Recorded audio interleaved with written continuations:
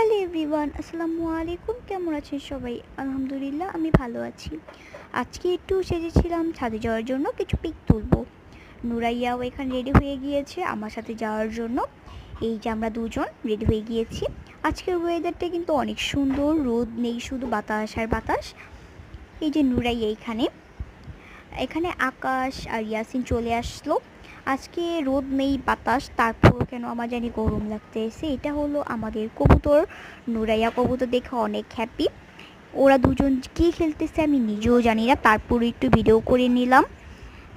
এই যে এখানে আমিও হ্যাপি, নুরাইয়াও হ্যাপি, তার জন্য একটু নেচেছিলাম। রোদ নেই, একটু বাতাস ছিল, অনেক বাতাস, তো তাই দুজন মিলে একটু নেচেছিলাম।